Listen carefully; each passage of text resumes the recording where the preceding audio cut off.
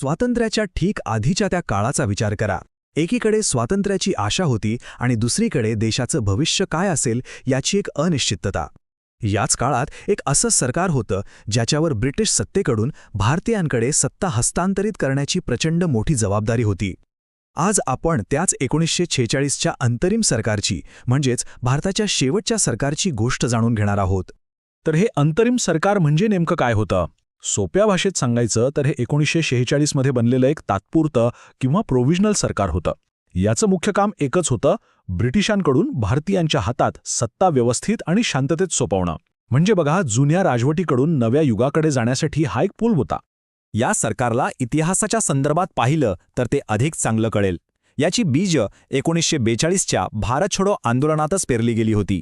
त्यानंतर 1946 साली हे अंतरिम सरकार स्थापन झालं, जो स्वातंत्र्याच्या प्रवासातला शेवटचा पण सगळ्यात महत्त्वाचा टप्पा होता. आणि या प्रवासाचा शेवट झाला 1947 मध्ये भारताच्या स्वातंत्र्याने आणि दुर्दैवी फाळणीने. कागदोपत्री या सरकारची स्थापना झाली 2 सप्टेंबर 1946 रोजी.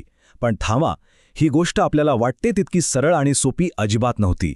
याच्या आतमध्ये खूप राजकीय डावपेच, मोठे मतभेद आणि एक जबरदस्त सत्ता संघर्ष लपलेला होता, ज्याने पुढे जाऊन देशाचा संपूर्ण इतिहासच बदलून टाकला. चला आता जरा या सरकारच्या आत डोकावून पाहूया.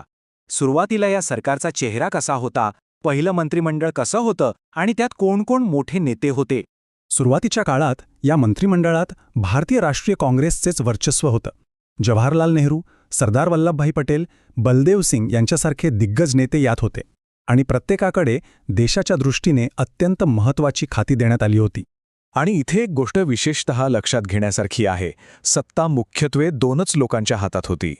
एकीकडे होते जवाहरलाल नेहरू, जे उपाध्यक्ष होते आणि परराष्ट्र व्यवहार सांभाळत होते. तर दुसरीकडे होते सरदार वल्लभभाई पटेल, ज्यांच्याकडे गृह आणि माहिती प्रसारण खातं होतं. याचा अर्थ काय?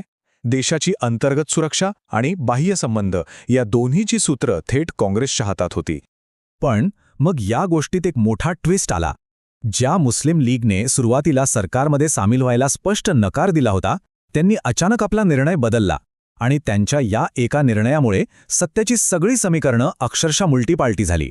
मुस्लिम लीगकडून 5 सदस्य मंत्रिमंडळात आले. यातलं सर्वात महत्त्वाचं नाव होतं लियाकत अली खान, ज्यांना अर्थ खातं मिळालं. आता हे खूपच महत्त्वाचं होतं. का? कारण अर्थ खातं म्हणजे देशाची तिजोरी. आता झालं असं की हे सरकार नावापुरतं एक राहिलं होतं. प्रत्यक्षात मात्र एकाच मंत्रिमंडळात 2 वेगवेगळे एकमेकांचे प्रतिस्पर्धी गट तयार झाले होते. हे एक संयुक्त सरकार नव्हतं, तर 2 सत्ता केंद्रांचा एक विचित्र जमाव होता.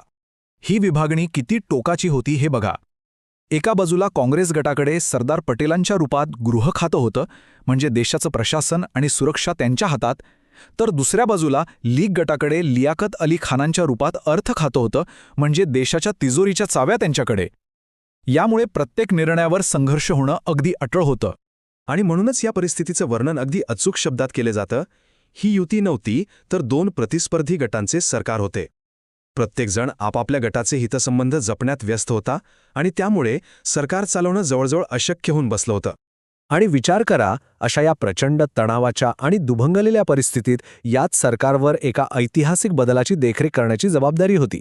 1947च्या स्वातंत्र्याकडे आणि फाळणीकडे नेणारा रस्ता याच सरकारने तयार केला. या सरकारचा संपूर्ण प्रवास पाहिला तर आधी मंत्रिमंडळाची स्थापना झाली, मग मुस्लिम लीगच्या प्रवेशाने राजकारण बदललं. त्यांनी संपूर्ण ब्रिटिश भारताचा कारभार पाहिला, माउंटबॅटनच्या फाळणी योजनेवर देखरेख ठेवली आणि अखेरीस 15 ऑगस्ट 1947 रोजी म्हणजे स्वातंत्र्याच्या दिवशी हे सरकार विसर्जित झालं. तर ह्या सगळ्यातून महत्त्वाचा मुद्दा काय निघतो? तो हा की भारतीय इतिहासातल्या सगळ्यात अशांत काळात हे विभागलेलं सरकारच देशाची प्रशासकीय सत्ता सांभाळत होतं. मंत्रिमंडळातली ही फूट म्हणजे देशातल्या मोठ्या राजकीय विभाजनाचा आरसाच होती, ज्याचा शेवट स्वातंत्र्य आणि फाळणीमध्ये झाला. मग शेवटी प्रश्न हा उडतो की या सरकारकडे आपण कसं पाहावं? देशाला एकत्र ठेवण्याचा एक अयशस्वी झालेला प्रयत्न म्हणून, की फाळणीचीच एक प्रकारची रंगीत तालीम म्हणून? हा प्रश्न नक्कीच विचार करायला लावणार आहे आणि भारताच्या इतिहासातील त्या निर्णायक क्षणांबद्दल आपल्याला खूप काही सांगून जातो.